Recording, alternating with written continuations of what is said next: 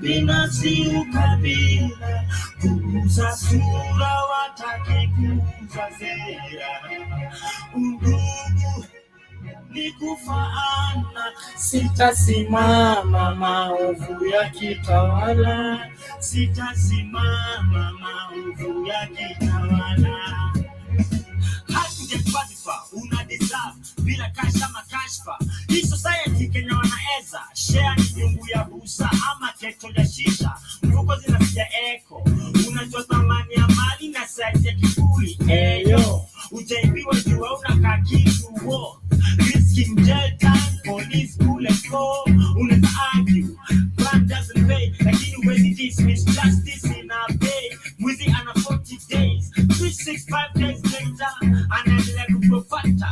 Do anything for power, ready to lose their head for presidency. Gonna waiona kwa currency, sababu gani si affected the turbulence. Nini flangani, ninazoa the same feeling matatu nikipitia pothole mtaani.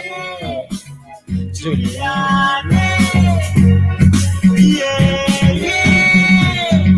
Nikontata siwezi karanga, uwe hai, shagala bagala. Niko tayari kulipa gharama, sitasimama maovu ya kitawala, sitasimama maovu ya kitawala.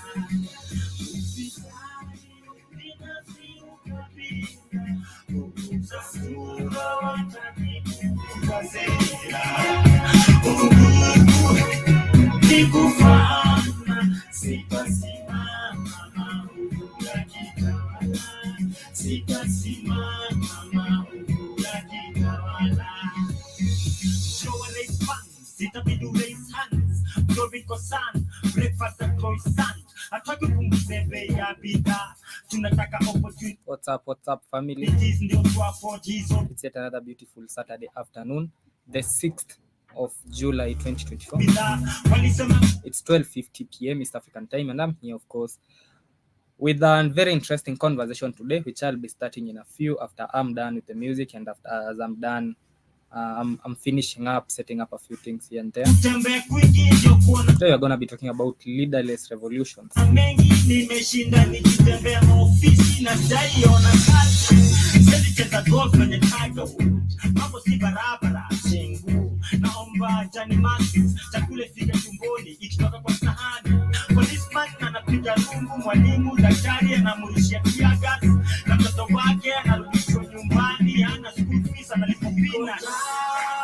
Siwezi karanga, uwe hai, shagala bagala.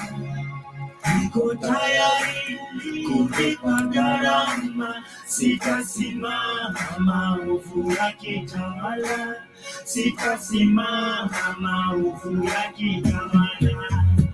Ufisadi, ubinafsi, ukabila, kuuza sura wataki kuuza sera, undugu ni kufaana. Sitasimama maovu ya kitawala, sitasimama maovu ya kitawala.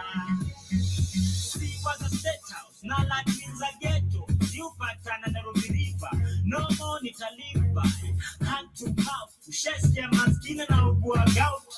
Nikiwa na nguvu ya kungoa reli, definitely kuinua kura si nzito. Ukiingiza kwa ballot box utakuwa kiongozi kwa kweli. Moha, Jona na Namu, jicho pevu, wakianika mkono refu na viko mgeto nyonge. Na vaa maskaz na goalkeeper wa hoki, welezi ni kemuko. Kenya ni kama boxing, hakuna sabu, wapi what we have. Niko njata siwezi karanga, uwe hai, shagala bagala. Niko tayari kulipa gharama.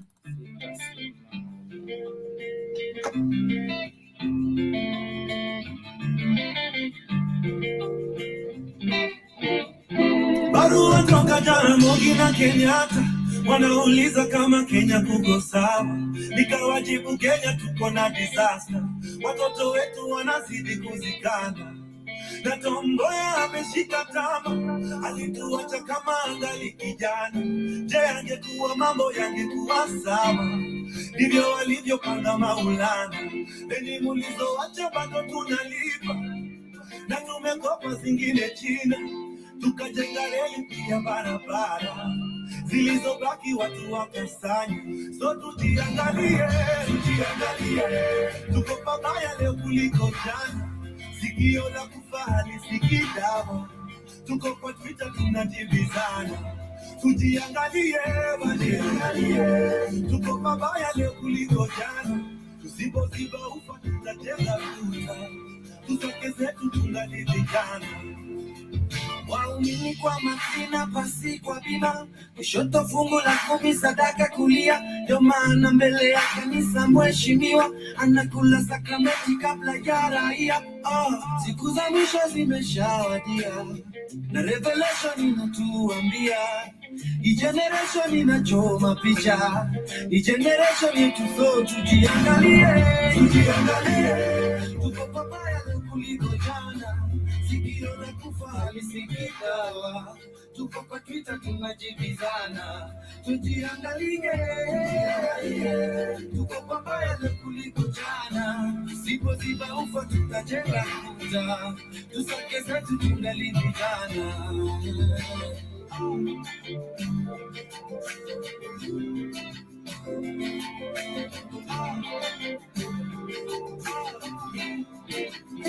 Mishuki alisema tufungeni mikanda, ona leo twavuna tulichopanda. Kura zetu zilitugawanya, makabila na pesa pia tulimanga. So when you make your bed, usingizi gani tumelala? Tutajua tujui, Vision 2030 tabaki mistori. Tujiangalie, tuko pabaya kuliko jana. Sikio la kufa halisikii dawa, tuko kwa Twitter tunajibizana. Tujiangalie, tuko pabaya kuliko jana. Tusipoziba ufa tutajenga kuta, tusake zetu tu. Freedom never comes for free. We vote tribe, I'm a real cash, ask no need. Tuna Roma ya mwezi tajesu class dogi. Wamzima Twitter keotingo fast body. Ban pictures in Africa, black coffee and none. I'm rich and then my neighbor, but we're both in Islam. If the rich always win, why should the popular run? Unless democracy, one system, I'm only for fun. If the rich always win, then why should the popular run? Those are the words of Nyashinsky. As we start the show, this is the diary of a young black king on a beautiful Saturday afternoon. Today we're going to be talking about leaderless revolutions and how ordinary people will take power and change politics in the 21st century. Somebody wrote a book about the same. We're going to be referring from the book and, of course, from some of the few things that have happened over the past couple of years, over the past decades, over the past century, and why indeed ordinary people may take back power and change politics completely in the 21st century. As we've seen in several occasions, we've seen several revolutions that have happened over the past couple of years, most of them which were leaderless. And by leaderless, I mean not having the traditional power structure where there is somebody who you are answerable to. There's a supreme leader at the top who guides you, and of course most of the revolutions we've had have failed because of adopting that traditional power hierarchy where there's somebody at the top and there are people at the bottom, and so the decisions are made at the top and they trickle down to the bottom. There are many problems that come with that, including the fact that somebody said everybody has a price. Therefore, when we have a revolution that is based on individuals who mobilize others, and now the revolutions and the whole course is chartered by a single person, all it takes to bring down the whole movement is just corrupting or having a conversation with that one person. But for a leaderless movement, it's a movement with many heads. And the confusion always comes in that you do not know which head to actually go for, because we have a revolution that is leaderless. So the book Leaderless, the Leaderless Revolution was written a few years ago, quite some times back. So we're gonna be referring from it some of the ideas. It was a book by Ken Ross. I don't know if it's Ken or Can.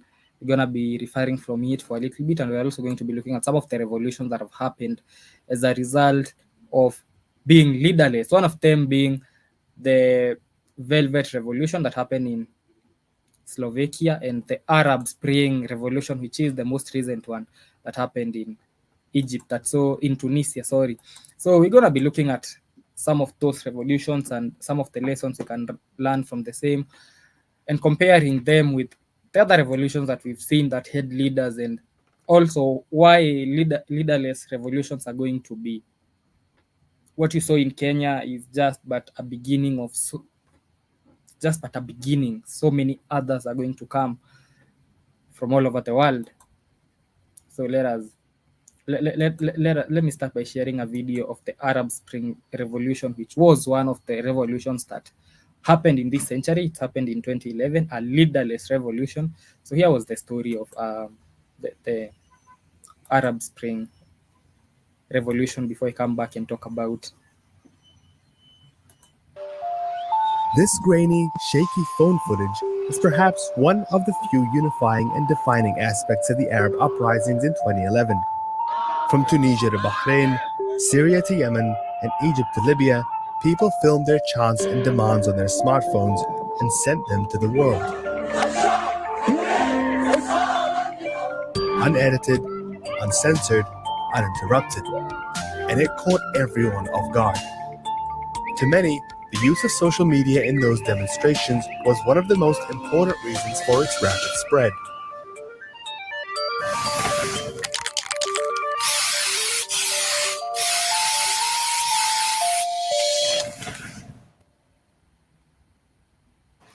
Widespread discontent with the government in the Arab world prior to the 2011 uprisings was nothing new. But with media freedoms and organized dissent largely restricted, people had very little room to voice their grievances and mobilize. The introduction of social media changed things. It provided people with an alternative space to meet one another, campaign for change, and show the world an unfiltered image of the injustices they faced, all with a lower risk of government censorship and control. There's a great debate on the role of social media during and especially at the outset of the Arab Spring. What most of us analysts have talked about is the three major T's, if you will, right? Tyranny, the role of prolonged tyranny in the region, the role of technology, but also the role of turmoil, especially economic turmoil and unemployment.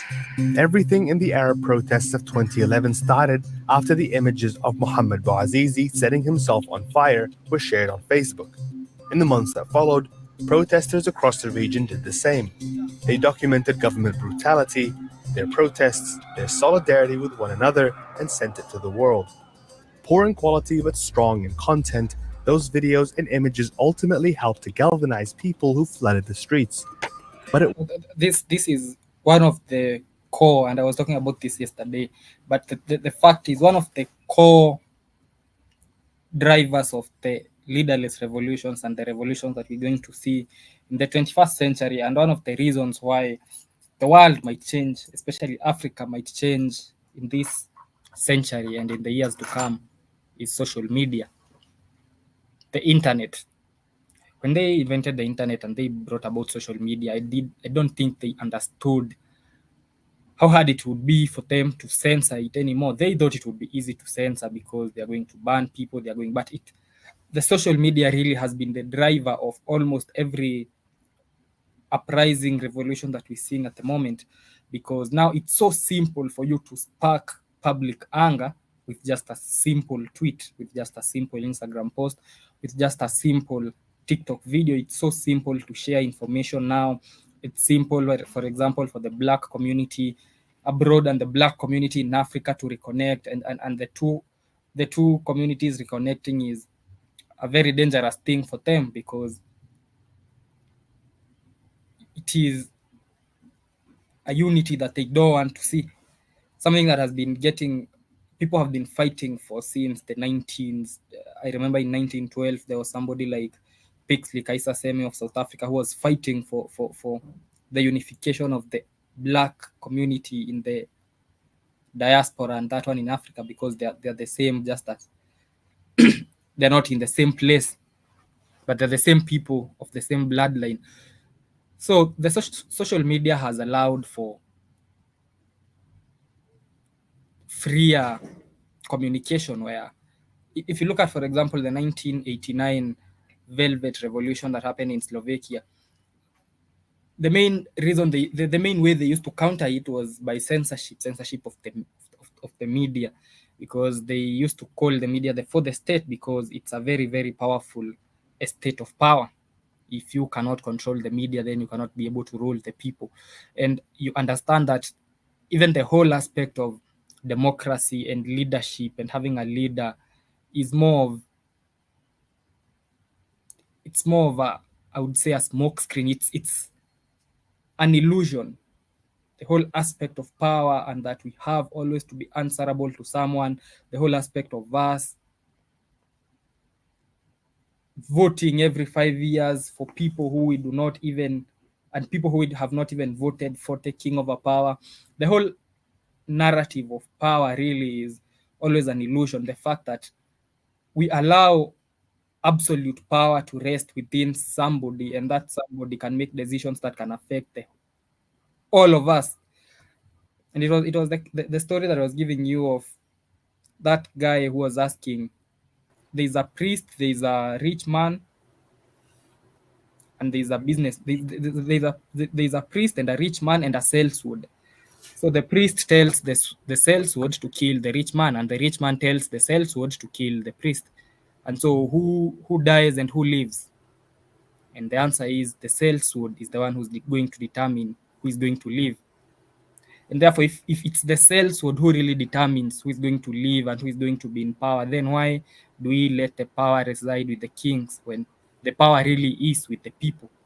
So the whole illusion of power, the whole illusion of democracy, the whole illusion of, I don't know, the majority having its say, and the popular, the rich always ruling, not just the popular, it's the rich that always rule.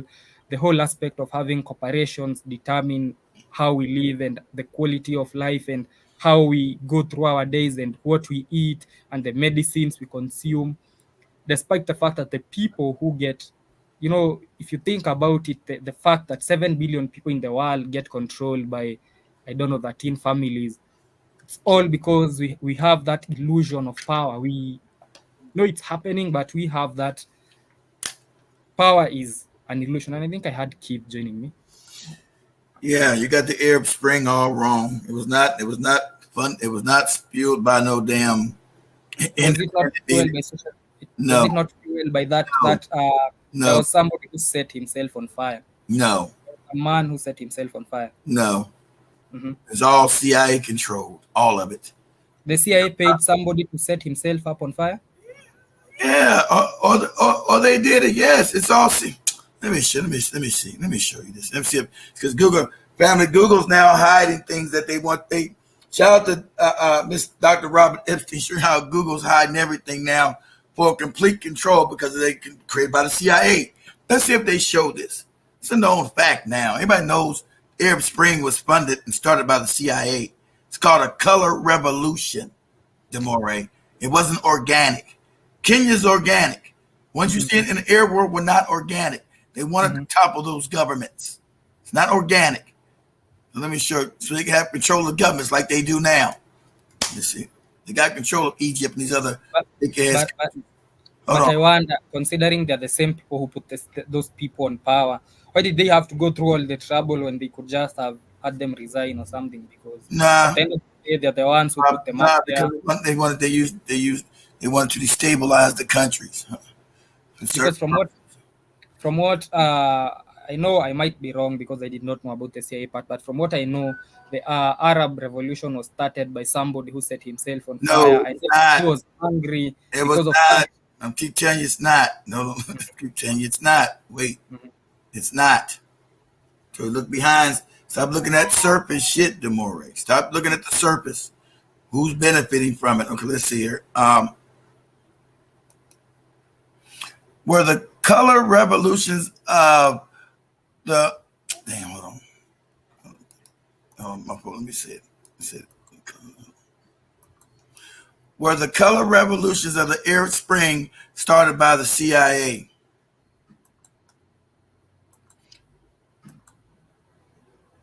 Exactly. The aim of color revolution was to establish Western-style liberal democracies, of course. Exactly. They put this nothing to do about nobody burning themselves up and all that shit you talking about. Let me show you. It's all a lie. All those things were funded clandestine. You know what's clandestine things. What you're looking at is not what you're seeing. You better understand that. Stop being naive. So they're called color revolutions.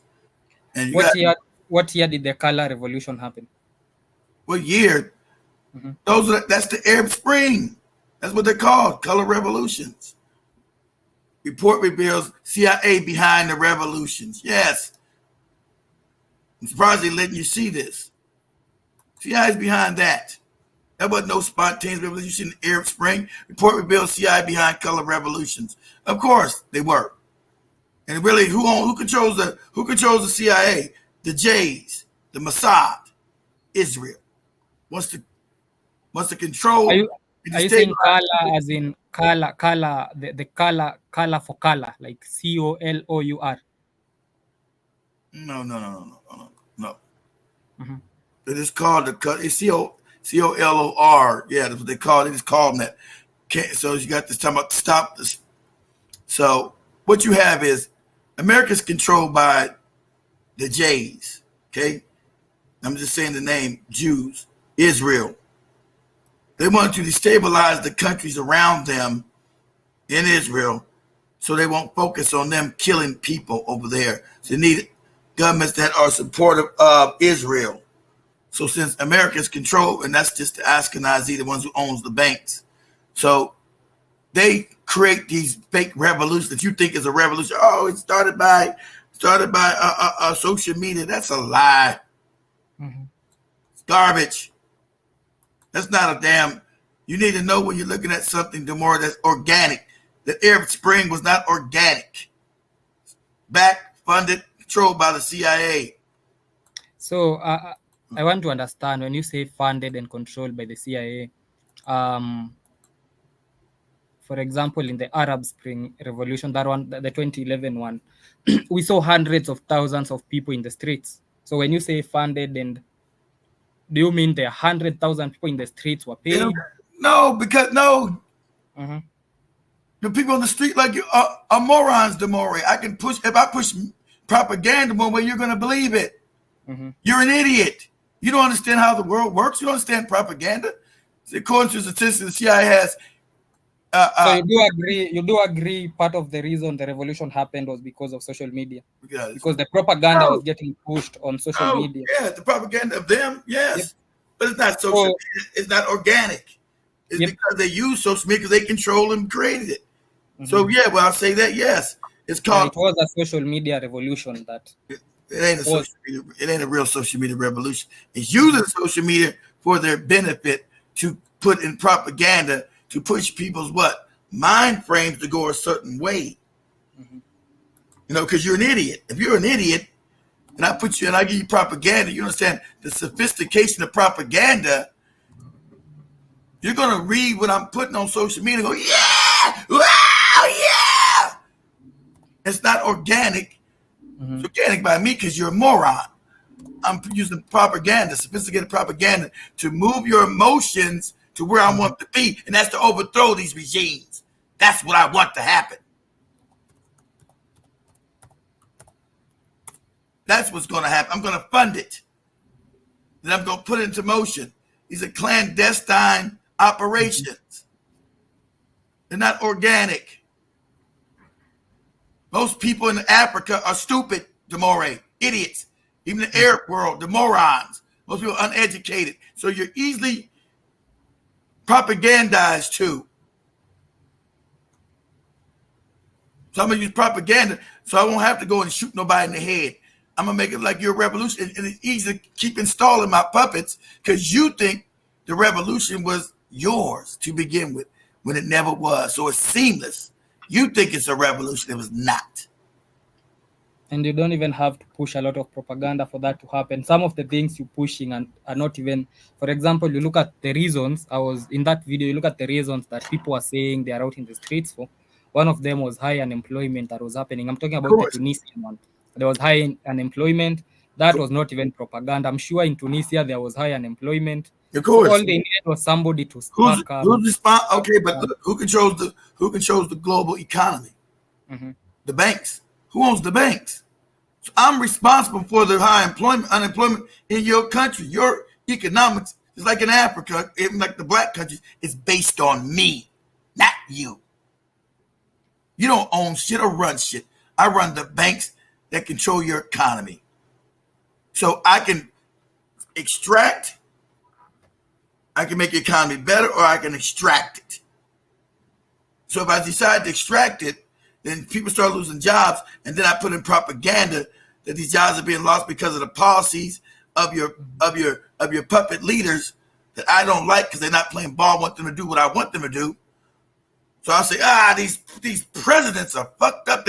They're destroying their economies, no jobs. I put that all. I actually think the difference between the people of Tunisia who went in the streets and the people of Kenya who went in the streets apart was the Tunisians were not morons. I'll disagree with you on that. They were not stupid. They were just not as nuanced as the Kenyan ones are right now. Nah. They were fighting the wrong enemy. They thought that the high unemployment rate because that's called propaganda. That was the high unemployment was not propaganda. It was there. There was unemployment rate in Tunisia. We're not talking about there was corruption. You don't know why is there high unemployment? Why? Why is there high unemployment? Yeah, that is why I'm saying, Keith, the difference between them and maybe the Kenyan ones are that the Kenyans one are more nuanced. They know that the enemy is not even Ruto. It is higher than Ruto. But the ones in Tunisia thought that their president was the enemy. Their economic policies were the enemy. But when they they went out in the streets, they were going there for legitimate reasons. Just that they were directing their anger towards the smaller fish instead of the bigger fish. Because, for example, when they say they were going out there because they were thinking corruption, they were only forced to go out in the street because they were only forced to go out in the street because they were propagandized too on social media. They were only forced because they were getting all the government's bad, they're not doing nothing. What's going on?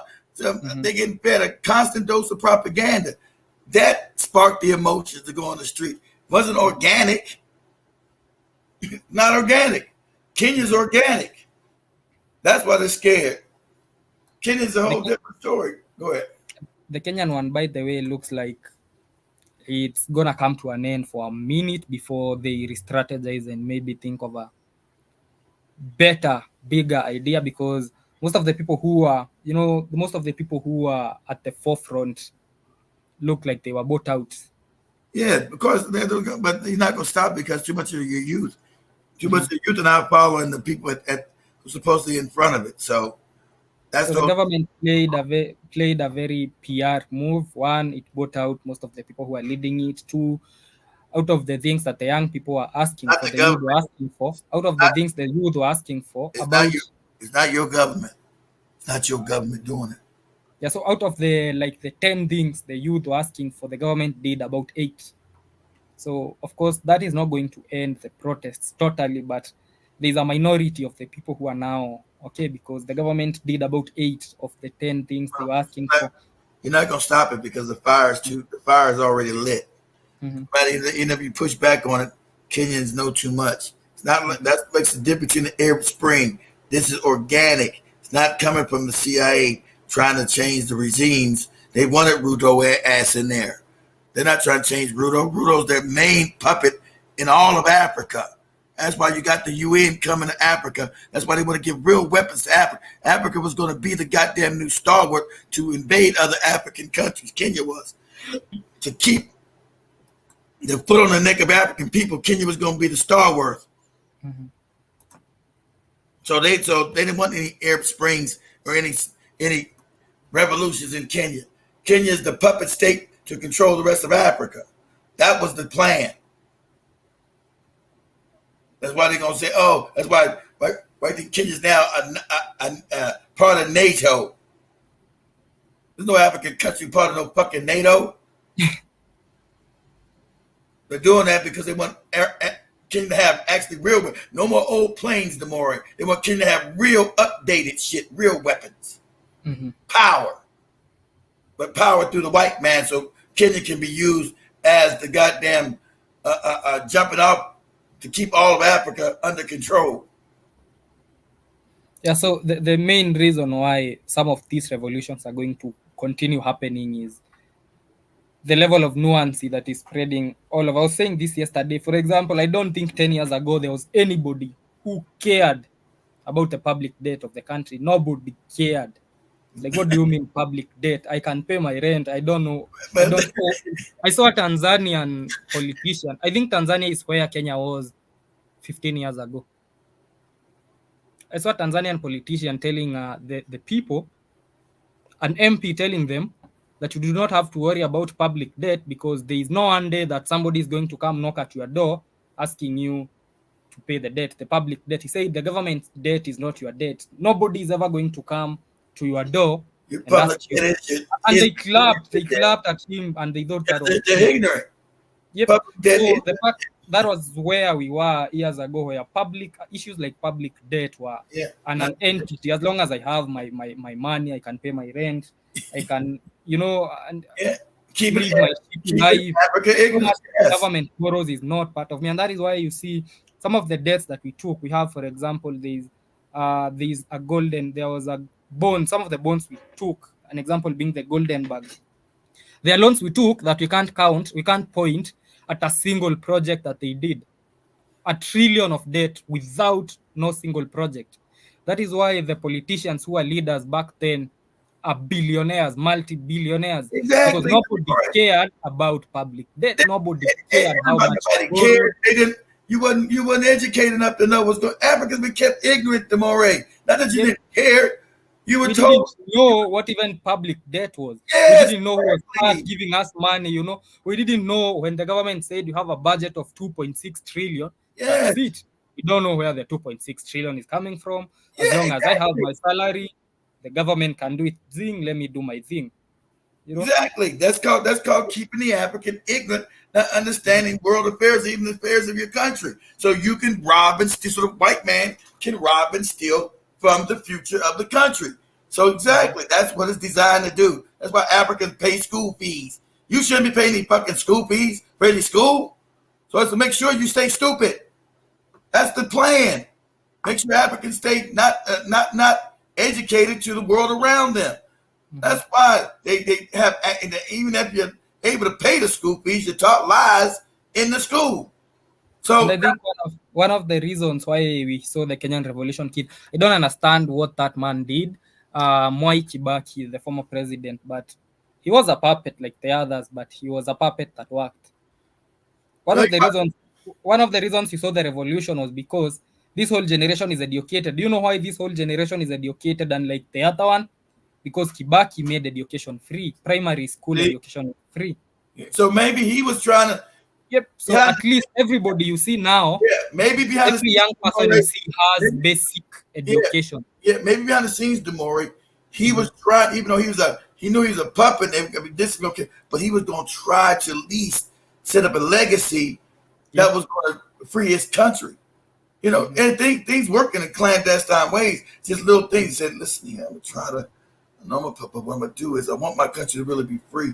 So I'm going to give free education to them because that's what they deserve. And in the future, they would be the ones that overthrow this corrupt ass system. Yeah, so I think that guy knew what he was doing. Of course. Because this whole generation has basic education. This whole generation has basic education because they made basic education free and compulsory. Yeah. And compulsory. Yeah, you had to do that.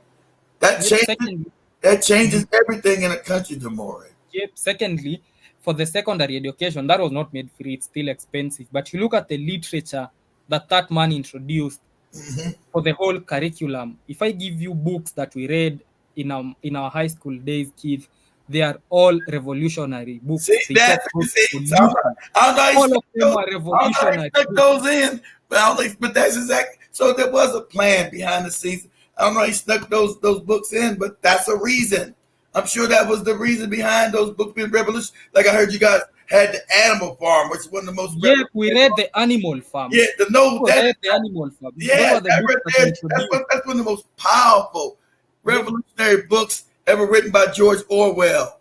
That's Yeah. one of those powerful books, even though it's a cartoon. And no, it is very powerful. People read George Orwell. People read The Enemy of the People by Henrik Ibsen, another revolutionary book. People Yeah, read The Caucasian Chalk Circle, a revolutionary book. People read Ngugi wa Thiong'o's book. Ngugi wa Thiong'o is even in exile to date. yeah. He's not in Kenya because the books he wrote were all revolutionary books. So I think Kibaki was a man who knew what he was doing, because there's no way Yeah, the government he had to read the introduced story. such type of literature by Yes. coincidence. No. He did. Yeah, he didn't put that in by coincidence. He knew within a generation he was going to light a fire because you had enough minds knowing what revolutionary was, what rights were, what games were being played on. So it just culminates now in this time period. So yes, him to do that, he knew what he was doing. An example is the literature that I personally read. The ones that I've mentioned were read before me in the 2010, 2011. So Yeah. I read a book called Betrayal in the City. That was the one that I got in my time. The book's main thematic concern is actually how university students led a revolution against the government. That's what the book talks about. Yeah. You had to read that, understand all the themes in that book, and that one was going to get tested in the exam, in the final exam. So me and the people who read that book, that revolutionary seed was planted, and that is why you it are seeing was. the things that you're seeing right now, It because is. it was not just.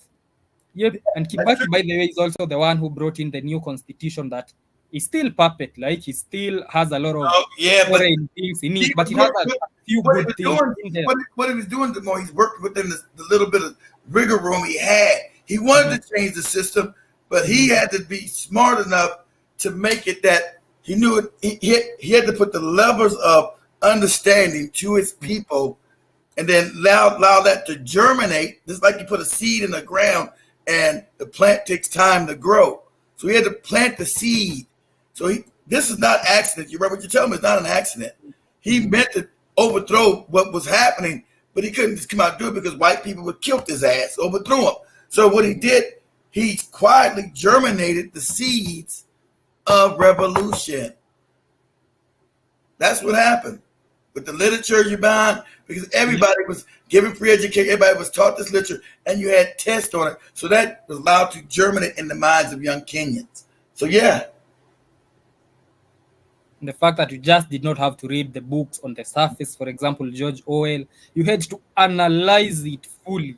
Yes. So imagine that plants a certain seed inside you. Yes. And apart from that, one of the reasons why I was saying this yesterday, Kenya is among the most democratically, not yet there, but I think we up there more than most African countries, for the fact that if you are there, for example, yesterday on Twitter, people were talking. Nobody was calling Ruto Your Excellency. They were even calling him. Yeah, good. Because they're educated and they're not fearful. Most Africans are afraid of it. See, when you're afraid, you're only afraid because you're trapped in ignorance. Kenyans are now coming out of ignorance. So don't feel to call it excellency for what? Go ahead. And the other reason is the 2010 Constitution. Exactly. I said it's perfect like steel, but it has a lot of provisions. Ruto might want to do so many things, but he can't. Yeah, he can only do so much. Look, listen, him knowing the system he's in, the more he knows that what he did was very, very, very strategic and smart. Because he couldn't come out and just change the whole system because the white man had killed him and put a bullet in his head, got rid of him. Mm-hmm. So what he did was allow to change as much as he could quietly behind the scenes by implementing. Because a lot of those books don't never get allowed to get introduced anywhere in Africa. They don't even allow that shit. White men don't allow them books. So how he was able to get them books into the curriculum is amazing. Amazing. When I started hearing that you guys had the ant farmers, I said, wow, what? So it's amazing that he got a lot of those books in there. So he wanted to change the system. Mm-hmm. but he was germinated for the future. They probably would never see it in his lifetime, but he set the ball rolling. And that's why, Kenya's on another level more than other African countries because you guys are more educated. I don't know no place in Africa that had free education like you guys are lucky to have. Doesn't exist. Like Hebrew are doing it now did exist, and have the reading curriculum that you have does not exist. Even Ghana tried to put that shit in last year, and the white man said, "You better not do that." So now I was imagining kids. Now that Kibaki made primary education, primary education is the basic education, basic arithmetic, basic reading, basic writing. Now that he just made basic education free. Imagine if we had another leader make now high school, secondary education, which is the supplementary education, free. How much more freer would we be now that everybody will be able to? That's why they don't want that anymore. That's why only after you get now all this school fee shit. They don't want you to know that because you're the wealth of the planet. You're now dangerous. You see what just happened with that in Kenya. Now you're dangerous. You now educated people. Like what were we talking about? Me and Joe was talking about how they give you guys football and other shit. That's Joey found the right, but they said we give you dumb niggas. You guys be all football. These are called distractions. It's called bread and circuses. And all you guys, who won the football game? Who, Manchester and all that. Those are all distractions to keep you pouring backwards. So Joey found the right with the powers of being wrote that. Get these goofy niggas these sports and let them don't know what's going on. I said, yeah, Joey, that's called the bread and circuses. That's always worked. Get them bread and circuses, and they'll never know who's robbing their pocket. They'll just be covering football games. You still go back to you're happy, you still go back to your fucked up apartment. You got no food up in there. But Manchester United won. Yeah. Whoever the hell you saying that we bought Cristiano Ronaldo at 50 million and you don't have supper. Yeah, exactly. Exactly. I'm ignorant to the football teams. Whoever y'all go for, whatever. But it's called bread and circuses. So any government to keep power, they implement these called distractions. The sports are a distraction to make sure that you don't ask for redress from the government and keep you distracted from the robbing and stealing from you. That's why they created. It's called the bread and circuses. And like I said, if you had secondary school along with the primary school that was free, oh my God, you're talking about they don't want that. You imagine that in Africa? Jesus Christ. One thing about Africans is that, it doesn't matter what they teach in the system. As long as people learn, it doesn't really matter what is taught. At the end of the day, people are going to see through the lies. For example, personally, in my business class in high school, I was taught that the IMF is one of the most important bodies. And, I wish I could find a business textbook so that you can see how there's a whole topic on the World Bank and the IMF. Yeah, was that mean Joe went back and showed how the IMF was created for control? No, nobody's gonna teach you that. They tell you about how the IMF helps the country. I don't know, if it was not for the IMF, we'd not be having this road, this road. So it doesn't matter what they really teach you, so long as you can, the moment that you know how to see through the lies, you're going to see through the lies. Yeah. Majority of the people you saw on the streets calling out the IMF were taught the same thing I was. Yeah, but remember, but now they can see through the lies. They know. So remember that King Leopold's letter said, "Teach them to read, but not to reason."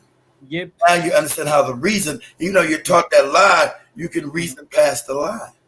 But there is teaching people to read and not how to reason is not easy, because you'll teach me to read this literature, but I'll find another literature and read it and know that the first literature was wrong. So you can't teach me how to eat and tell me what food I'm gonna eat. I'm gonna eat all the other food. So teaching us how to read was the first mistake, because now we can read different types of literature. I can be able to see I can read the Confessions of an Economic Hitman, That's- you know that whatever you taught me in high school was wrong. Exactly. So economic You are hitman, not going to. Yep. economic hitman show you that IMF World Bank was created to keep you in debt to steal the resources out of the country. Exactly. You can reason instead. So now, like you said, everybody on the street knows the IMF is crooked. That's right. Yep. All the Kenyans knew it. That's right. All the youth knew it at least. Exactly right. Even though they Actually, one of the questions that the president was asked yesterday was, "Are you really the one leading?" That was the first question. And the last question amazed me, Keith. The last question he was asked, he did not even answer that one. His network went off, was about the carbon credits. Imagine Kenyans now know they know about the carbon credits. Thank God. Yep. That was the last question that he was asked.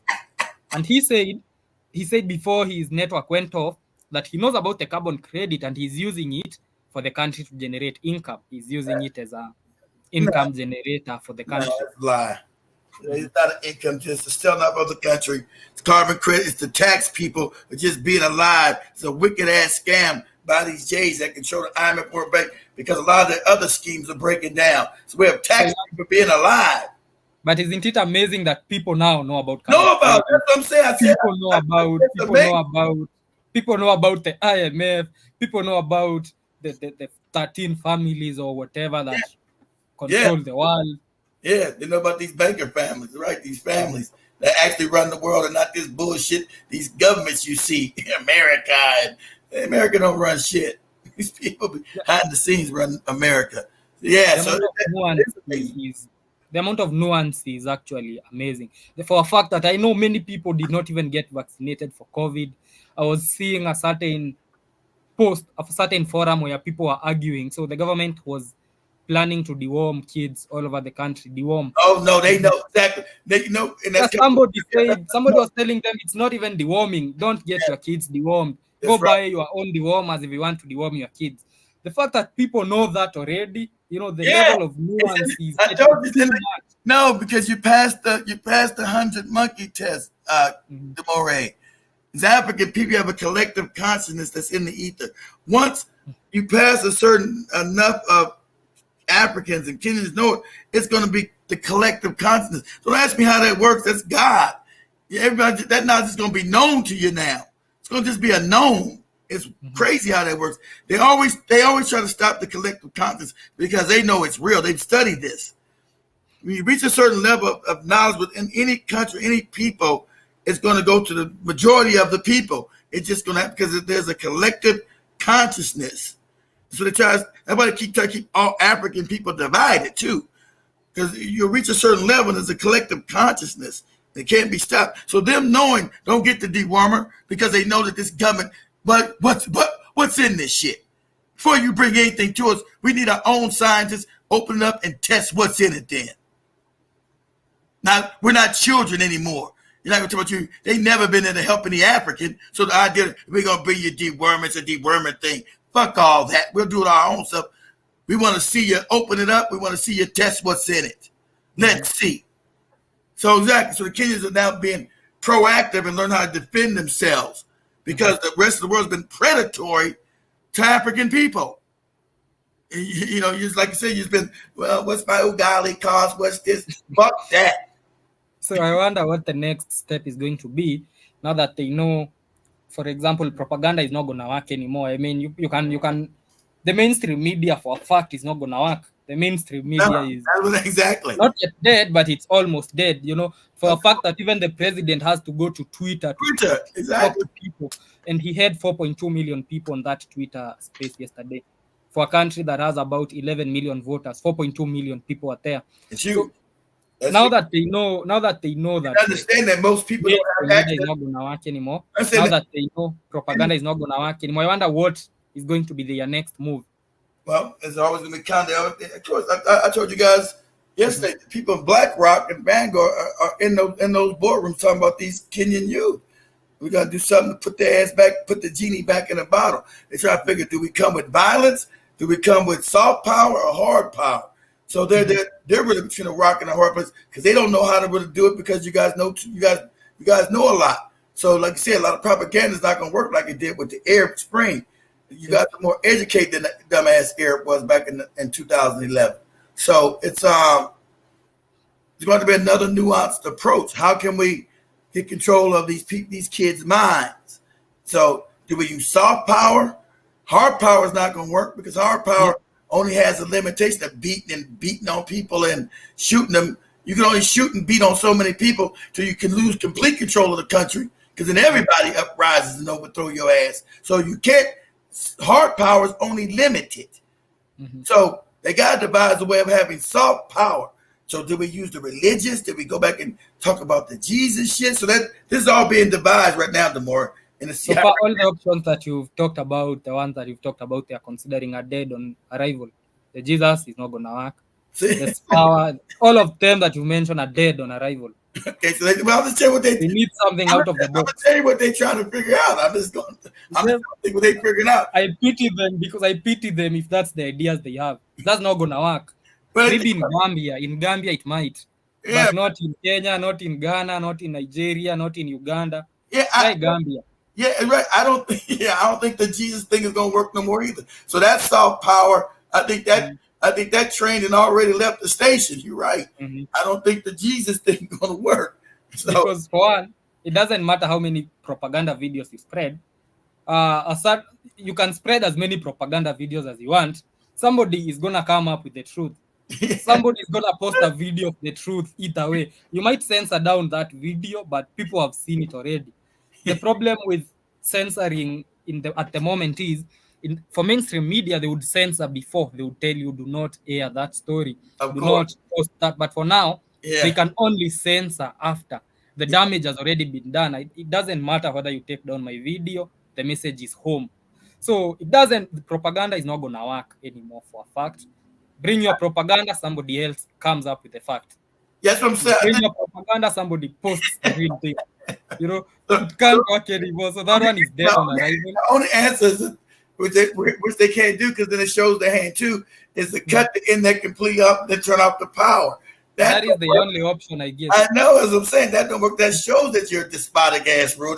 So you just confirmed everything we thought about you people. So that's not gonna work. So they actually did that on the day of the protest. They did that in Kenya, and they said that the undersea cables got cut.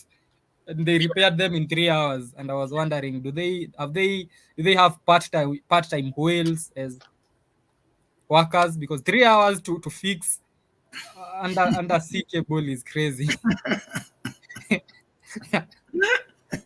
It's not gonna work. You had a part where just like you said, I don't know what you do. If I'm the one strategizing, how do I get these niggas back in the bottle? They know too much. It's just, I don't know if you can. Yeah, you're right. I don't know what the CIA is going to bring to try to stop the movement in Kenya. I don't know if it can be. Like I said, I don't think it can be stopped. Like you said, I don't think it can be stopped in Africa. Actually, not in Kenya. In Africa. Africa, but it starts in Kenya. I'm giving Kenya the main thing that goes through that. But what they're doing right now, they're setting up. They make sure, so they might feel like they lost Kenya, but it's okay. We got to start now setting up ways to stop this in other African countries right now. Because we might lose Kenya, but we can't lose all of Africa because that's our wealth. That's how we got rich. So we got to set up now ways to block the youth in these other African nations. So that might be really their main focus, to stop the domino effect. Because Kenya, like you said, is just too far gone. They can't put that. Kenyans are just too nuanced now. Other Africans are not as nuanced as Kenya right now. Especially I think the strategy that they're going to use is the one that they are using in Kenya right now, which might work, but for the next 2 years or 1 year. The one that they are using right now is whatever the youths are saying to be done, it's getting done. Okay.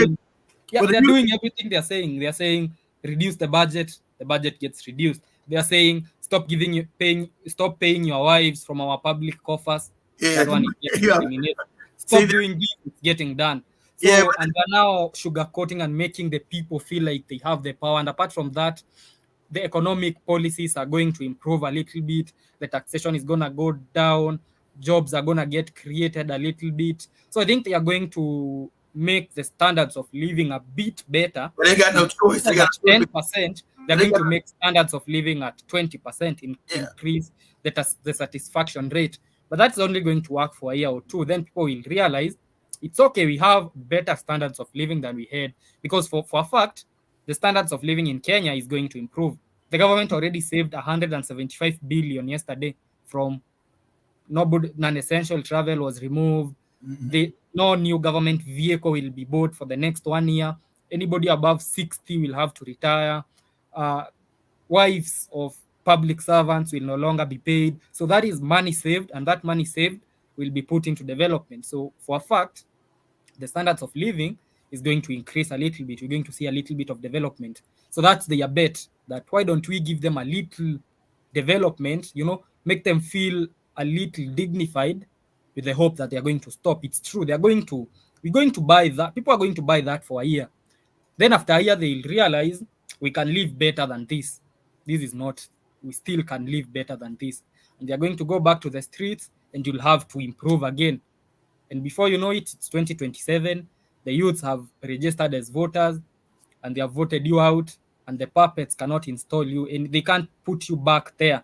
The whole thing when you get the popularity is too low for them to put you up there. If you get rid of all, but understand, they're going to use Google and other things that to their tools to try now in 2 years to try to sway you, because Google controls the elections in America, family. Shout out to Dr. Robert Epstein showed that all these elections in America are rigged. They've been rigged, but even more rigged now, even more through Google, because Google, what you look up on your search is a lie.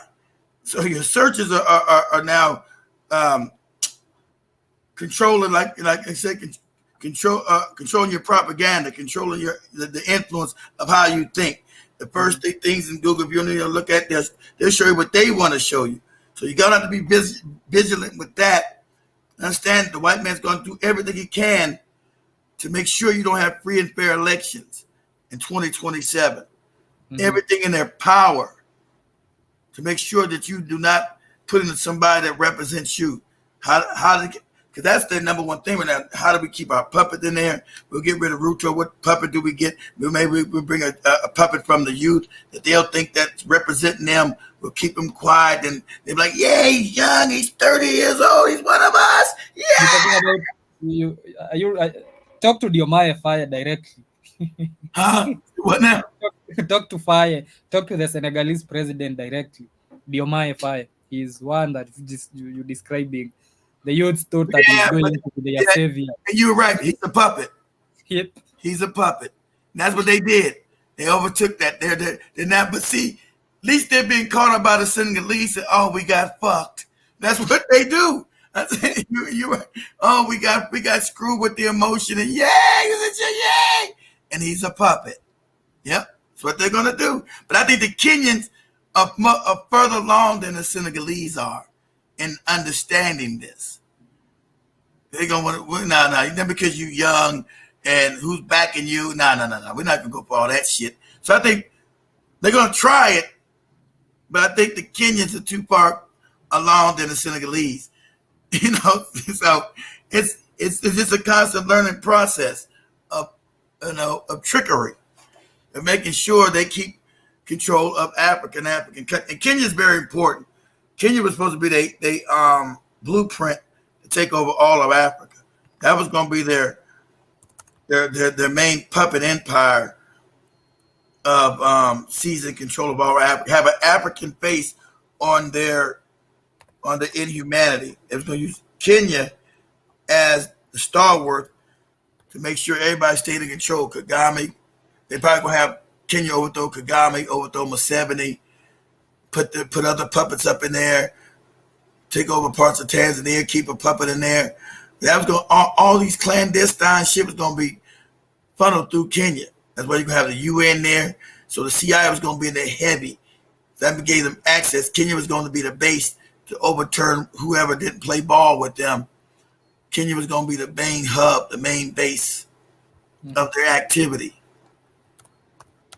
And I actually feel for them because it all went down, Yeah, that's what I told you yesterday. They didn't expect while they were sitting on this shit with the boys telling me about, look at Keith, this the UN city that they built. They didn't know that the Kenyans about to tear all that shit up.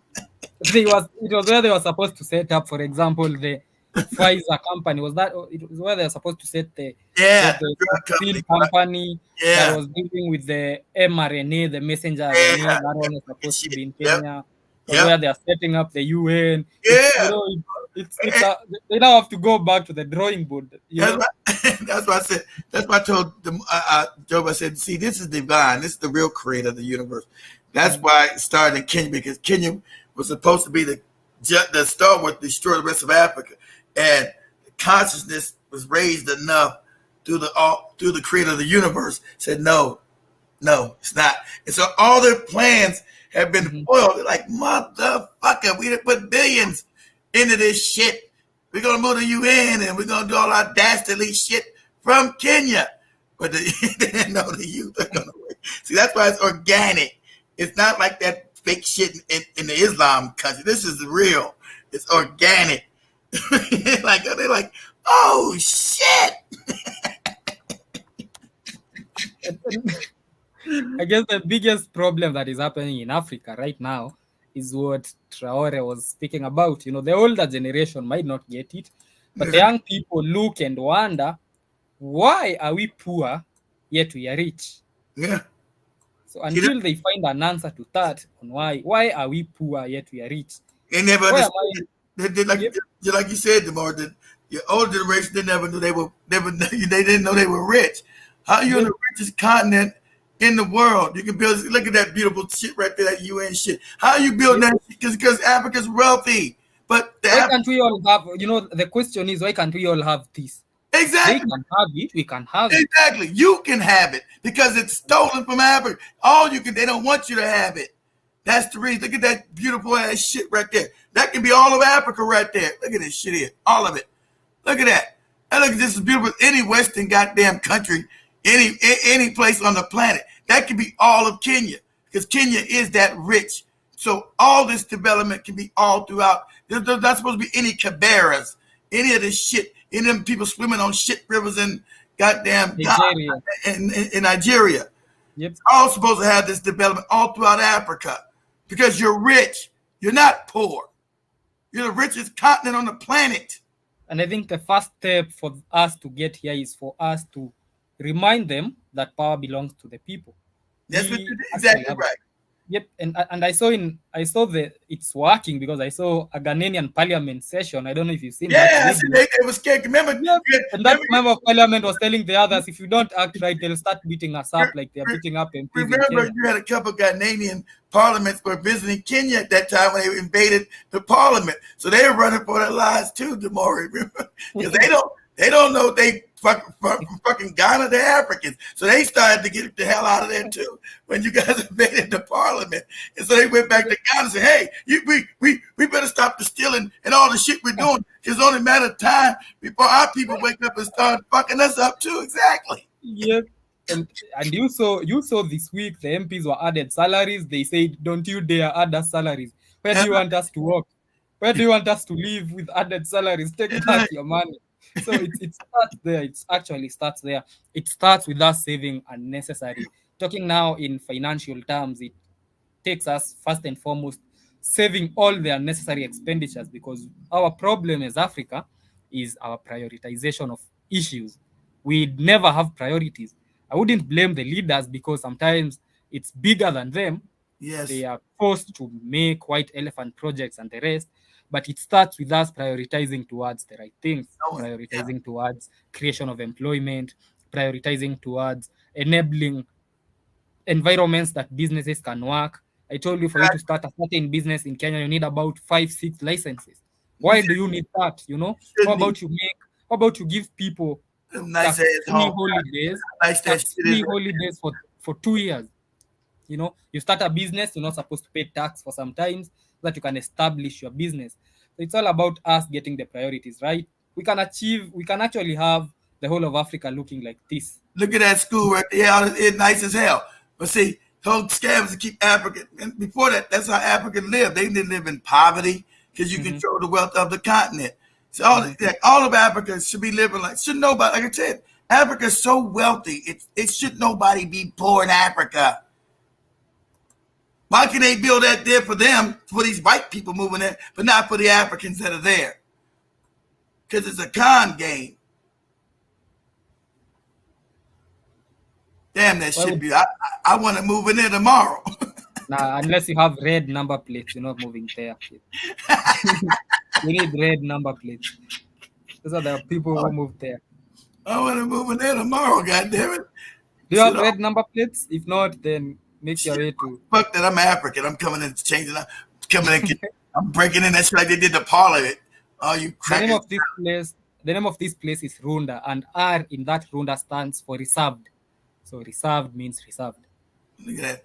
Shit is beautiful. People with their pools and shit out there. It's all nice and look at that. Shit is gorgeous, goddamn it. And so don't tell me they can't build proper housing in Africa when they want to. That's a lie. Because all that shit is material coming from Africa. They ain't shipping none of that in. That's all built with the material in Africa.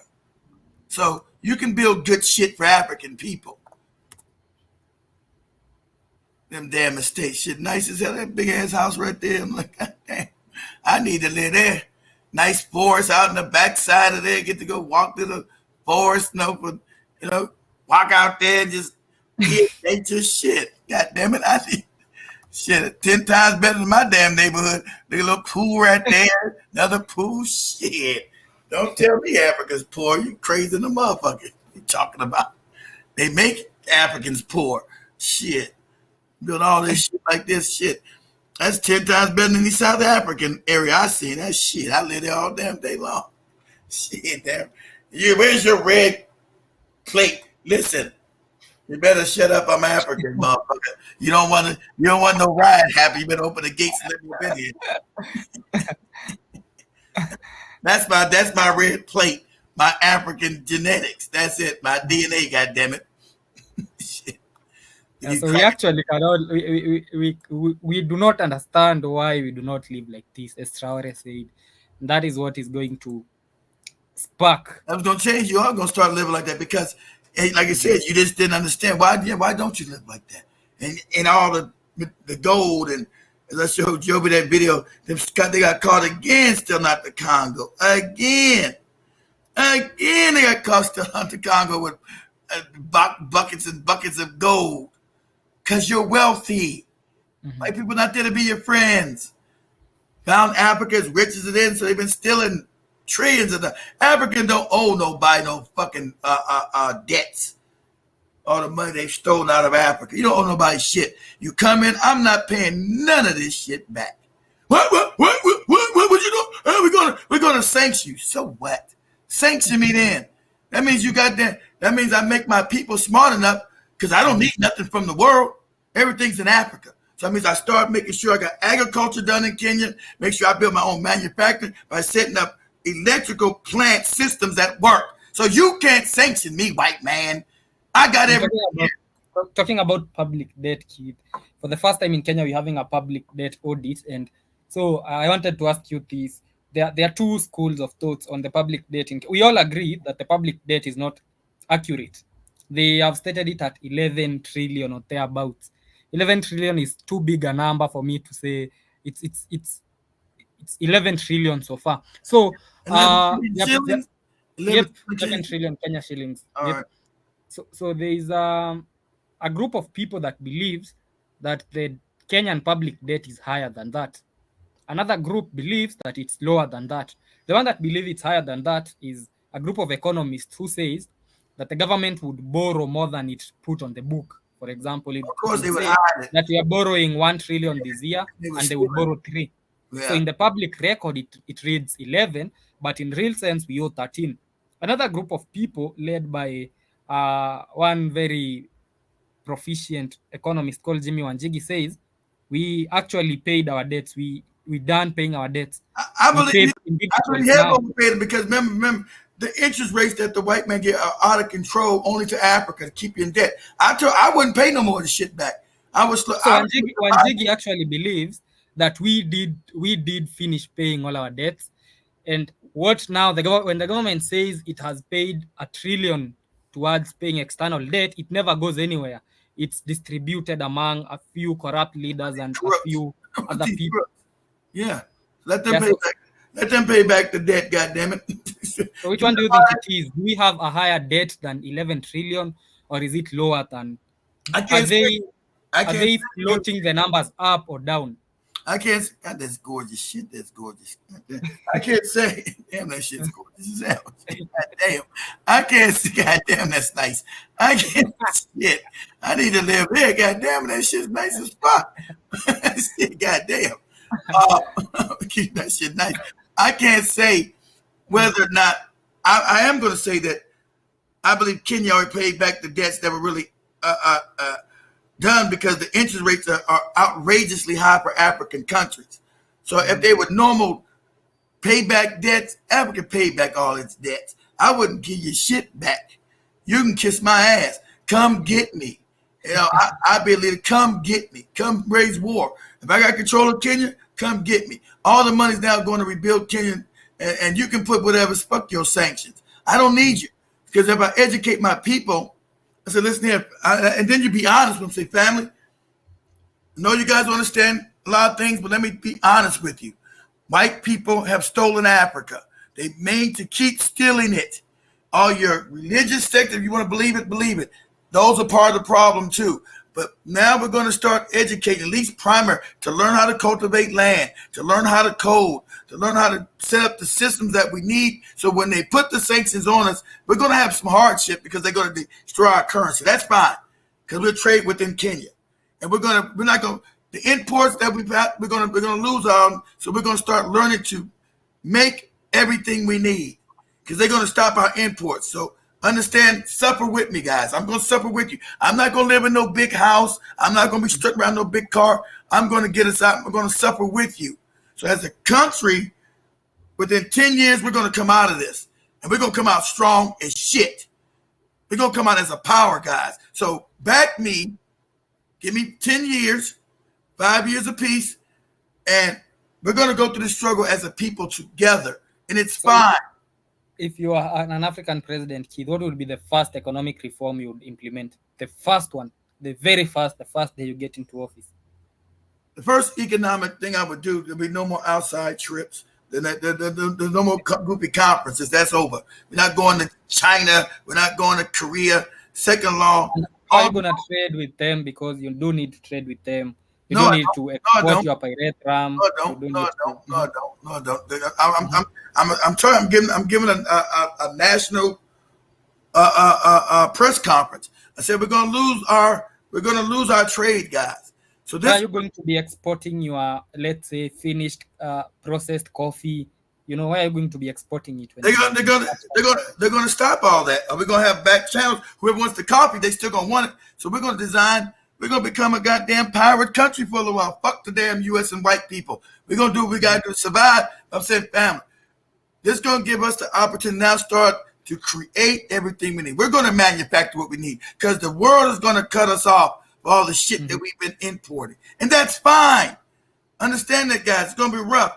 And all other media that's not African, that's not Kenyan, is out. It's canceled. All non-African, if these mainstream media is not owned by us, they're all kicked out of Kenya. Every last one of them. There will be no propaganda media allowed to keep running in Kenya at all. So you reporters, your jobs are gone. You better learn to plant or do some other shit. But start your own media companies. That'll be my voice to you. Start your own media companies that are fair and balanced to Kenyan people. Because you're caught giving propaganda, I'm locking your ass up. So because it's going to be a hard slog. We're going to suffer a little bit, but that's okay. But we want to get completely free. So we're doing this for our children and our grandchildren. I'm saying we're not doing this for us. We're doing this for our children, so our grandchildren and our children will be free. And they'll come into a prosperous Kenya. See, once we do this, we become a goddamn superpower. You understand this? No one can fuck with us no more. We're not under no one's thumb. We become a superpower because we're an African nation. We become a superpower. And so I would make sure all the youth are empowered through research and development. That'd be one of my main things. Research and development. Let your mind think. Let your mind imagine anything. You're going to get those tools. So my main government expenditures are going to be research and development, because that's going to pull us out of any damn sanctions they have. The children are going to invent. By giving them the tools to invent, they will invent us our way out of this shit. The kids will always invent your way out of it. So I'm focusing on the youth. Education will be free. Anybody talking this tribal shit, you're going to prison. Anybody teaching these kids any kind of tribal shit, you're getting locked up. You're Kenyan first, period. I don't want to hear nothing about your tribe. Anybody in any, I'm telling you right now, I have all you teachers, anybody talking this tribal shit, you're getting locked up.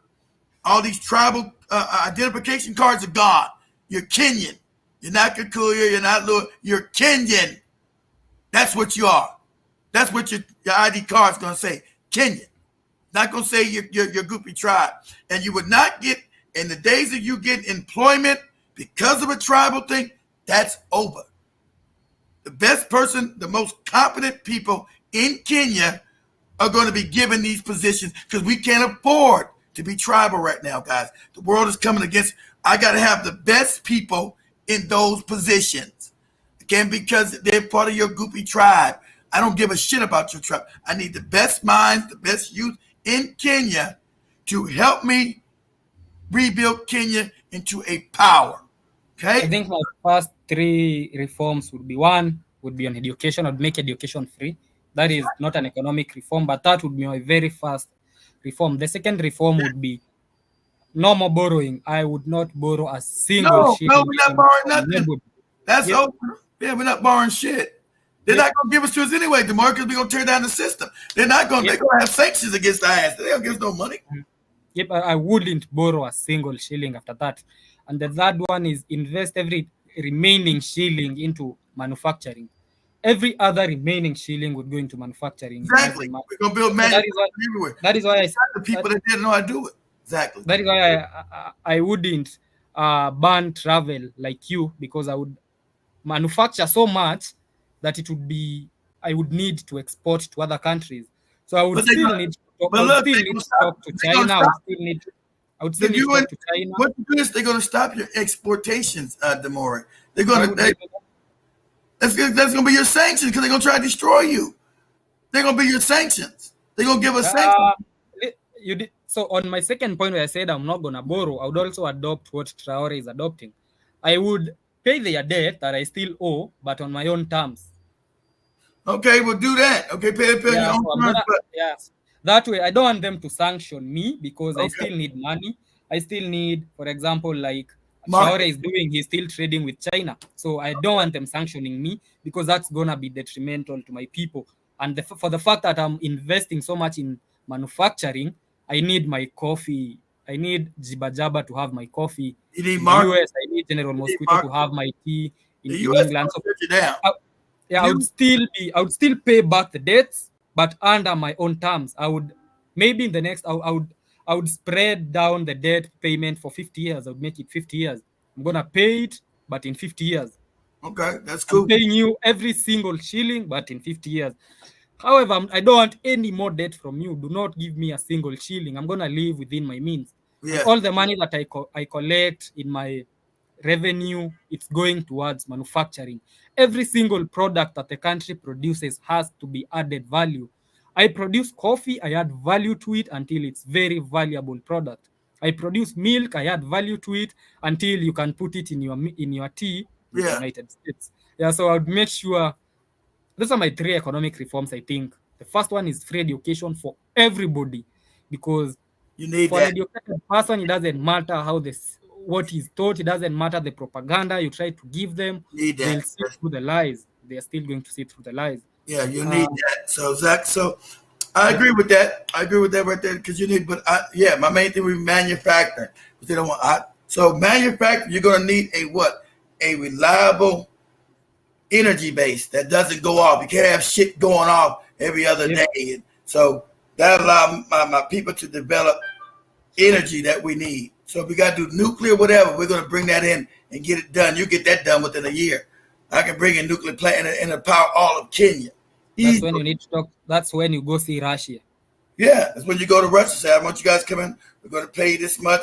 We want this built within a year. We need it grid all over the coast. Oh, we're going to get sanctioned. You can't have nuclear. Fuck all that. You do what you got to do. We're going to have it. See, as an independent country, not a puppet state, you don't tell me what the fuck is best for my country, what I need to do. You shut your mouth when it compares to what I need to do. If I can afford and pay for it, I'm going to do it. So now that you got an energy base, now you can start putting manufacturing and manufacturing finish, bringing added value to the stuff that's in the ground that you dig up. All mining, when I get in, is nationalized. We own all of it. No Britain, no French, we nationalize all of that shit. We own all of it. See, that's what most people don't. That's always that's why they want to keep stealing your companies. Oh, we need to privatize them. We nationalizing all that shit, but we're gonna have competent people run because it's not gonna be corrupt. We're gonna have competent Kenyans running, but all the minerals in Kenya are gonna belong to the Kenyan people. We're nationalizing every damn thing. We're nationalizing all that shit because all the money's going back into the money we got to get out of the debt and the over money that we get from it. We're going to use that to build infrastructure, build more manufacturing, or what have you. But the wealth of the country, just like all the Arab countries, ain't funny, they own all their wealth, all their oil, all the things owned by them. Not by nobody else. Only Africa do shit is owned by these other people that's not Africans. All the shit in Kenya is owned by us, all of it. Unapologetically, it's all nationalized. That's the first thing. Watch the white world go crazy when you do that. You're gonna be sanctioned out the ass. And I think one major challenge of everything we're talking about, that one thing that would bring us down is, of course, corruption. And that would happen because, one, with us cutting down on borrowing, then that would mean we will have to operate on a tight budget. We'll have to operate on our own revenue and our own income from our products. So nobody should be allowed to steal anything from the little we have and we're trying to build on. The laws, I don't care if you're going to, I don't care if there'll be a police force that will be introduced. Anybody caught stealing is the death penalty. Yep, they need to introduce a police force to shoot people to death in public. I want to become savage. Nah, they need to be shot in public. I want to be savage, goddamn. I want to be savage. If they shoot 3, a 4th one will not dare steal. A 4th one will never steal. We'll have a national audit agency, and we'll have checks and balances to make sure there's no theft going on. So you got to do. I don't want to shoot people in the street, goddamn. They need to be shot in the head so that others cannot think about the same thing. We'll do that once we lock them up. We'll say this would happen to. We're not gonna shoot them in the street, goddamn. Nah. So all these. I want to spread fear towards all the other leaders that they see an excess in their account, they run to the bank. Well, the leaders are different. Remove this excess from my account. Now you're now disposing of all the corrupt class, so you're going to make the youth like you said, uncorruptible. So what you're going to do is say, you're working for the state, not for yourself. The betterment of Kenya, your children, your grandchildren. So if you caught stealing, these are the consequences. You're going to have real consequences. No more getting up. You will have consequences, and most likely it's like in China. It's going to be death. We're not going to shoot you in the street. We're going to take you to jail, give you a trial, and then put a bullet in your head in the jail. I'm not going to shoot you. I'm not going to shoot you in the street. Put a bullet in your head. Mine is on site. Goddamn. On site. We got a president who used to fire people on site. We got to prove that they done it. They just go around killing people in the street. Once I'm sure you done it on site. There was a president, I don't know if it was Moi, who used to fire people on site. Yeah, because he was corrupt as shit. Yeah, he would call you. He would call you as you are somewhere and tell you fired, and then your driver would tell you to get out of the car. He did that to several ministers. Damn. Go out in the streets, then your driver is called and is told that man has been fired, and so the driver tells you, get out. He did that to several ministers. God damn. He would fire them on site. So the other problem I think we have is overrepresentation in Africa, and that I told you public servants consume 1.1 trillion. Yeah, we're gonna Kenya's 3 cut all trillion the budget. useless jobs down, Demore. That's gonna be gone. We We're gonna need to, for example, We're we do gonna have not need, private sector jobs that we create. All that Yeah. big, all that bloated government. That's what the British and the French left behind for control. We're cutting all that shit out. You know, I want to live in a house like that right there too. So I think Africans are so overrepresented. You find that, course. for example, the Kenyan parliament has 300 plus people, the Senate has 100 plus people. I don't know, a governor and a deputy governor, women representative, youth representatives, representatives for people with disabilities. I mean, we too overrepresented, and that is a baggage. Of That is a course. burden on the That's the people. thing. Yeah, you gotta fund all that government. It's too much government. It's over That government. is money that can be invested in manufacturing. That is money that can put up 3-4 industries. You know, Exactly. we You do not can need. independently manufacture those things. Exactly right. Exactly right. Just streamline the government. Exactly. Exactly. Yeah, Jiba Jiba is agreeing on you on nationalizing everything. Yeah, you And, know, that's how, ain't that funny? Libya had everything national. That's why they came to kill it. Remember, Libya was nationalized. They had free health care, free education. You got money every year from the production of oil. You got a house. When you got married, they gave you a house. And if you wanted to farm, you was given land and equipment to farm the shit. Because everything was nationalized. So you benefited from the nationalization. That's why they never wanted Black Africa to have any nationalization, because white people control these companies where they make billions of dollars from. I'm nationalizing all that shit on day one. As soon as I come up in there, I'm not even discussing all businesses in Kenya are now nationalized and owned by the Kenyans. White people, I now agree that you would not see day 2. I know white people are like, oh, we're gonna kill them. CIB in there. I mean, hey, they gonna come kill me now. Get ready. Of course. I said, get ready. First of all, I'm kicking out all white people too. People think I'm joking. I don't know who's a spy. All white, Black people may be spies, but okay. But at least I'm narrowing it down. All white people gotta leave the country. When I lived in Kenya, I don't give a shit. You're going back to Europe. That's where you're going. Until I'm able to get complete control of the country. In other words, getting shot in the head for making Africans better. All you gotta go for at least 5 years. I think there was a country that tried to do that, but it never ended well. Was it Uganda? Uganda tried to kick out the Indians. Did it? Kenya did too.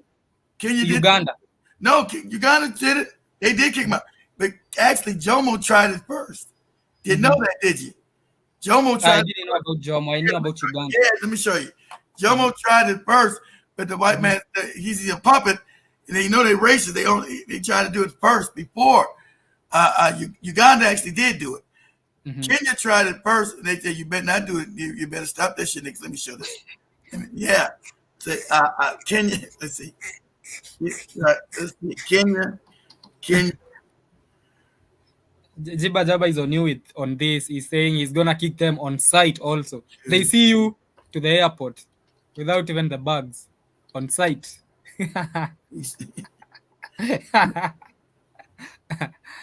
Yeah. Indians and 19. I never knew Kenyan. Yeah. Find out. Let's show you. I knew about Uganda. I also knew about Zimbabwe with the settlers.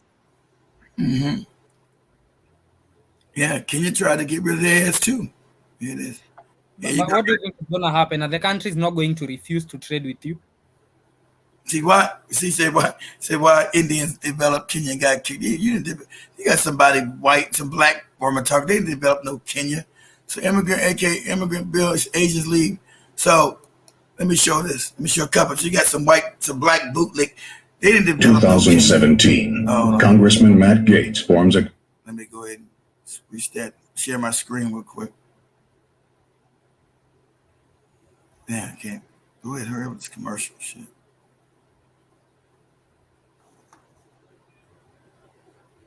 Okay, let me pause this. So, as you see here, Kenya tried to kick him out too because they're racist as shit. So Kenya tried in 68. Jomo tried to kick their ass out. Let me show you. Let me know when you guys can see my screen. Oh, not that one. This one. Yeah, it's up. Okay, so immigrants, aka new immigrants. So these are being kicked. Asians leave Kenya. They're being kicked out of Kenya. 68. This march on Downing Street was one of the first repercussions against the government's plan to curb the entry of Asians from Kenya into Britain. They weren't all Asians who felt strongly opposed to the new policy, which is designed to control the flood of immigrants into a more easily absorbed... See, they didn't even want, the Britons there who brought them to goddamn Kenya didn't even want to take these motherfuckers back. As Jomo was trying to kick these motherfuckers out, Britain didn't even want to bring them back to Britain. See, they brought all these fucking Asians into Africa. Mm-hmm. And so when Jomo's kicking their ass out, say, all you Asians got to get the fuck out of Kenya because you're racist and you're not Africans. And the British brought you, so go back to Britain. The British didn't even want to let their ass back into England. They never want to bring these fucking people that they take around the world in their empire back into England. Send their ass back to India. Downing Street was sealed off. Only the protest leaders were allowed to approach number 10 and hand in their petition. But the mood was an angry one amongst the main crowd in Whitehall. See, racialists clashed with... Because the white people didn't want them in England. So why should the African want their ass? Well, you brought them to Africa. We didn't bring their ass there. We didn't bring these racist motherfuckers to Africa. You did. Kenyans like, get that. Yeah, Asians leave Kenya. Yeah, they didn't leave. They were kicked out. Get the fuck out. But then Jomo being a puppet, the British say, hey, nigga, you better let these Asians stay in there. Fuck is wrong with you? For the Asians and their supporters. It was an ugly time and unfortunately, bitterness took control. White people they were mad. ready to make the most of it. All these white people don't want them there. Thousands of miles away in Nairobi, Kenya's capital, the Asian community prepared to leave. Britain was their destination. But the entry gates were quickly being closed. The Kenya government had not pulled its punches in telling the British passport-holding Asians they were not wanted. Exactly. President... See, Jomo was telling me, you're not wanted, get the fuck out. See, this before Uganda. Jomo had tried it first. Get your ass out of here, you racist motherfuckers. They brought you here. You think you're going to be in Africa getting rich off the backs of Africans? No, you go back to Britain, who brought you here. We didn't bring your ass to Africa. The British did. And as you see the British, hey, the British don't want, the British saying, hey, you niggas better stop sending us these Asians. Right? So, Asians, they were not wanted. they were not wanted. President Kenyatta said he looked forward to the early Kenyanization of the commercial life of his country. See, Jomo Kenyatta said, I want them out of here. I want them out. The only reason why you got them as a 46th tribe because the British kept these puppets in and make you accept these people. They're racist as shit and shouldn't be in Africa. I'm going to be honest. And so shout out to Jomo, even though he's a puppet, he tried to do the get him out of here. You got to go. Fuck out of here. And he did try to get him out of here. But the white man being a puppet, hey, nigga, we'll overthrow you. You better let these Asians stay here. Fuck wrong with you. Asian shopkeepers were left with little alternative but to wind up their businesses and seek new routes. The airport was jammed with those lucky enough to get flight tickets to Britain. There were thousands more who, even with a flourishing black market in operation, would be left behind.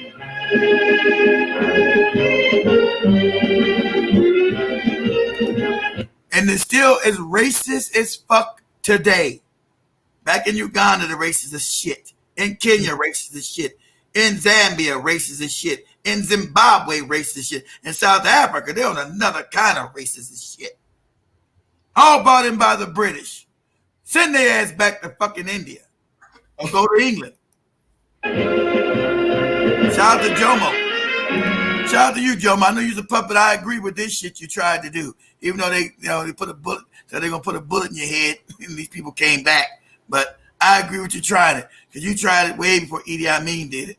It was a race against time for the even a Kenyan like the Moray was never taught this in school.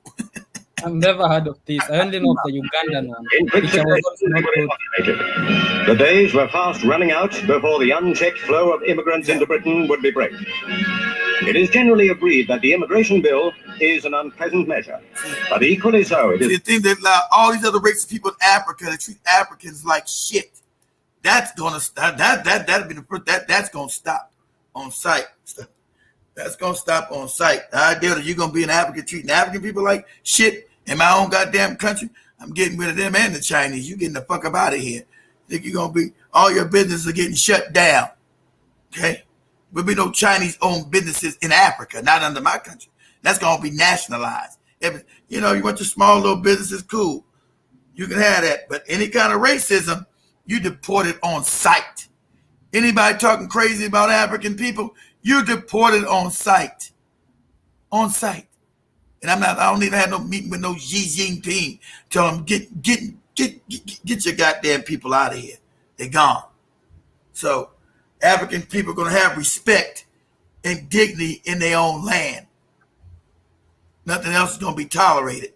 Yes, Jomo did try to say, Jomo tried, hey, you Indians got to get the fuck out of here. When I was checking, I was doing some little research on the revolution, some of the leaderless revolutions. One of them came out that I don't know what happened. I wanted to ask you about.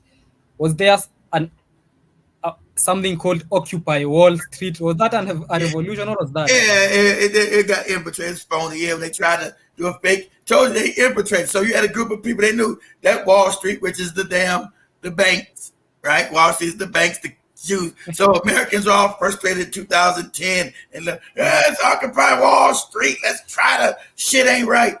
So they got infiltrated by the CIA and all shut down. That shit didn't work. It was a leaderless thing, but it didn't have no direction, DeMar, because the white people there didn't want to really sacrifice. They weren't really being discriminated against. They just knew that the banks were now crushing their ass. So what was it about?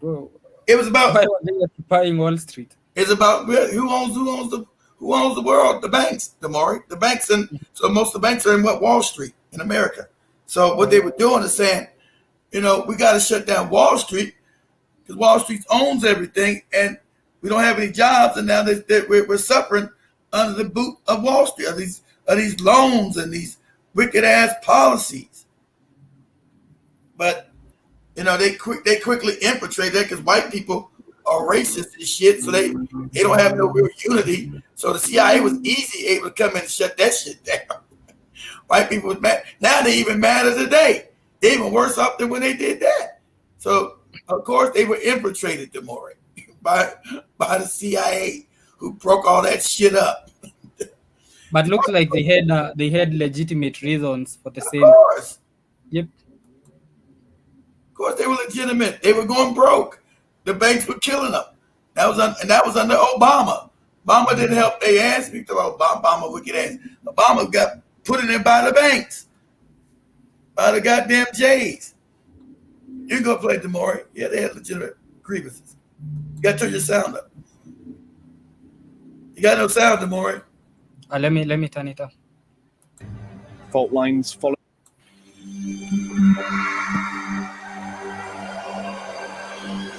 See, they have enough education. They know it's the banks. Wall Street. Most of the banks. The epicenter of American corporate power. Exactly. Corporations, the banks. Capitalism still has many admirers here. The Occupy Wall Street camp in Zuccotti Park has been empty for weeks, cleared of its tents.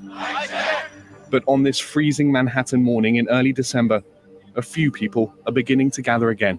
The task ahead is impossible. But just because it's impossible doesn't mean it's not inevitable.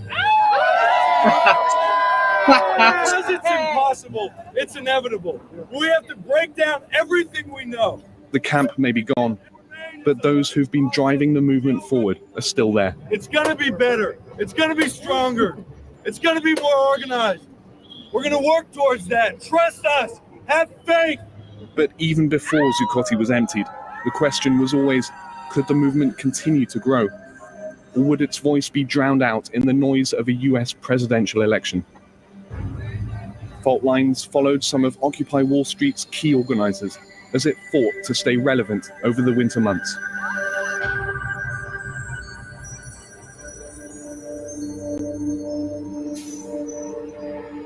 banks that stole all the goddamn money. It's the middle of December, and Occupy Wall Street is searching for a new home. So today they've come to one of the largest landowners in New York City, the church. We're coming to you for sanctuary. The church, based on economic and social justice and compassion and love, stuff that we were trying to build amongst each other. Why didn't the other demographic in America, like everybody, join? Because they're racist. White people are racist. That's why. But the race first, because they're now starting to get hurt. They didn't invite no other race to join them, because now they're feeling the pitch of the banks destroying them. And now it's even worse than it was then. Since that got broke, it's even worse today. The IMF, these banks, that's the center of power. That's the financial hub of the world.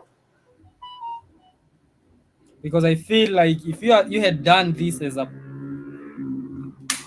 like the whole of America standing up against Wall Street and the banks and everything, then I feel like you would have changed something if it was all of you together. But can't change it on tribal lines. White people are racist. And look at that Indian motherfucker next to him right there. There's an Indian motherfucker right there next to him. The feelings racist. So they don't want your black ass in there with them. And these are not abstract. Trinity Church owns billions of dollars of real estate in the city, and portions of that property sit vacant. The protesters, along with some supportive clergymen, are asking Trinity to allow them to use the space. Are we saying no to a conversation about you allying with us in public space? I think we said we started the conversation, the quiet conversation. Amin Hussein knows that without an open public space, the movement will lose one of its greatest strengths: visibility. And I'm asking you, take 2 steps out of your comfort zone and recognize that these are moments in history that don't come every now and then. For weeks, Amin and this group of Occupy Wall Street organized. Never meant to stop. Church is the establishment, morons. Church is not there to overthrow the establishment. You overthrow their fake power. Why they own so much land, all the land in Africa, just like they own all the land in America. It's the same scam. Global. These are global scams. Go ahead, Damari. Have repeatedly asked the church to grant them the space. Is that we're really clear that the no is a no to the private property. Right. Every time they've asked, Trinity has said no. Of course. So now they're planning more direct action. Jesus and the rights of the people. Family. The Jesus shit has never been about no rights of no people. It's nonsense. And so let these Indians and white people join. These racist motherfuckers. Good luck. Go ahead, Damari. To take it over. Occupy Wall Street is a non-hierarchical movement. Cool. But Amin and Sandra Nurse have been at its forefront. They were at the very first Occupy Wall Street gathering. And since then, their lives have revolved around trying to sustain the momentum. I see other people in other countries who are in... Jibba was telling me to check on financial derivatives who make profits from betting on economic losses. Exactly.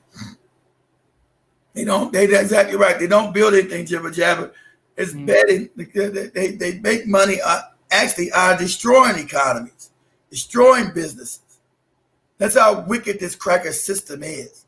It's not about growth and make things better. They make money if they destroy companies, destroy people's lives. But you gotta give it to them, kid, for how they have been able to create that illusion that about so many people know that the world is controlled by just a few people, but do nothing about it. The fact that we 7 billion of us and there are just a few families, and we allow them to control each and every aspect. But I don't think a lot of people do that because you got the TV and the program. You were told democracy and all these other lies. It's only now that things have got so bad that you are now peering through the lies. Like white people have never. White people are only doing this because now their stomach is touching their backbone. They were fully on board with this propaganda when they were living good and it was affecting anybody else. They didn't give a shit about the system hurting anybody in Africa, hurting the black people in America or any place else, because they was benefiting from the shit. Now that the system is so onus, so wicked, now it's hurting them. Now they're like, hey, we need to all help each other. Come out and fight. Fuck out of here. But when it was about economic imperialism, exactly. When it was about they never had a problem with that. Exactly. Now that the imperialism is now, since it's stolen so much, now it's got to come back and steal from their ass too. Now they're, oh shit, I'm not a nigga. What you doing? What the hell's going on? I'm a white man, Demore. I'm not supposed to live in the street and be fucked up.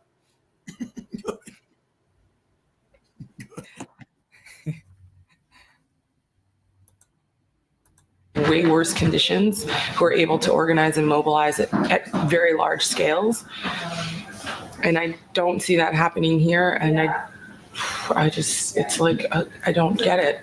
Are you using your own phone or using? But I personally think it will reach a point where it will be impossible to, when the oppression is now beating up on everybody, because at the moment, as you're saying, it's not just the Africans who are suffering from the structure that is there. It's almost the whole world is suffering from the same. You go to the US, the black community is suffering from the structure. The whites are suffering from the structure. Everybody is suffering from, the Indians are suffering from the structure, the same structure. The Arabs are suffering from the same structure. Maybe the only ones who are not suffering from the structure are them. And I don't know about the JEWS, but don't you think it's going to reach a point where now everybody will have had enough, especially with with this new information age where information is so readily available and people are starting to learn things, even those who did not know, those who never knew why they were suffering now know that you are suffering by design because the system is meant to make you suffer. Won't it reach a point where they will not be able to control things anymore like they are controlling it now? So I personally think it's going to reach that point where their playbook will be totally useless. It will no longer be able to hold when the whole world is getting oppressed, because it's not just the Africans, even though the Africans are the ones that are having it are feeling the impact more. And Jiba Jaba says the average white talked crap on Occupy as being an American, and he says the average white man is a coward. They sell wolf tickets, talking tough, but don't do anything, like January 6th. And he says the grocery store is pushing whites over the edge. So maybe at one point, when the whole world has had enough, it will be impossible for the social control to continue happening anymore. But as we come to the end, today we've been talking about leaderless revolutions, and this Wall Street revolution that never really lasted and failed was one of the leaderless revolutions that we've seen. The other one being the Kenyan revolution that is still going on. And these are revolutions that are not based on any order, any hierarchy, any leader, and it is just people pissed at something and they just come out. And those are the hardest revolutions to stop. But what you see, or the lies they told you about just being peaceful. Peaceful shit don't work. It wasn't until Kenyans started whipping these damn people asses and burning down their shit that these peaceful shit. I'm not saying don't go vandalize anybody's business, but the people that are pressing you, you put your hands on them. So all this peaceful shit has always been a lie. They don't care about them motherfuckers out in the street in Wall Street singing songs and, hey, we out here with our signs. They walk right past them, go right in their big buildings and still do their wicked shit on their computer. Make more money, steal money, fuck these people. People, we're upset. So what, you're upset? So what?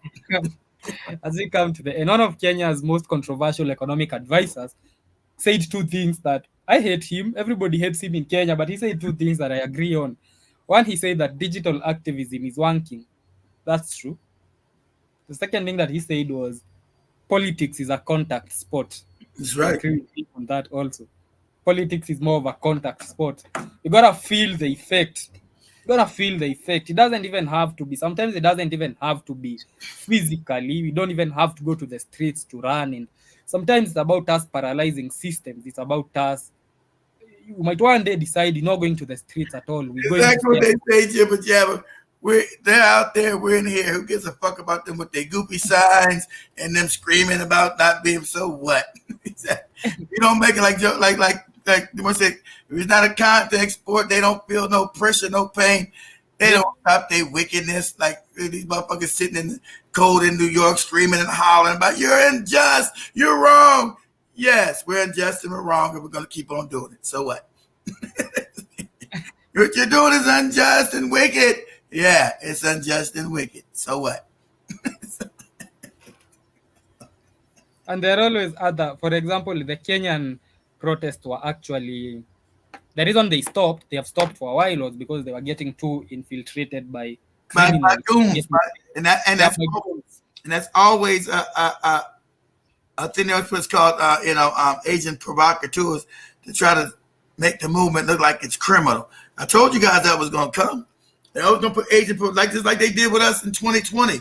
They started putting in police to come in undercover to break shit up and throw rocks and tear shit up. Look at what these niggas are doing, burning down cities. No, those are agent provocateurs. So they want to disclaim your movement. They want to undervalue. Say no, this not a real movement for justice. It's only criminality. Look at them robbing and looting the stores and people doing their businesses. It's not no fight for justice. It's criminality, and we must put bullets in their heads now, Demore. Stop the criminal. We gotta stop them from being criminals. Yeah, that's what they do. Yep. So what? Yeah, they say, yeah, you out there arguing. You talking about psychopaths in Wall Street who stolen the planet.